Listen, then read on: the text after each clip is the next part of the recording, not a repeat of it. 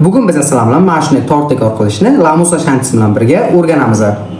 Birinchi bo'lib idishimizga Lamusa shantilarini solib olamiz. 100 g shantimizga 100 g suv solib yaxshilab ko'pirtiramiz. Sizlarga maslahatim, suvimizda qanchalik yaqdek bo'lsa, shantimiz shunchalik yaxshi ko'pirtirib beradi.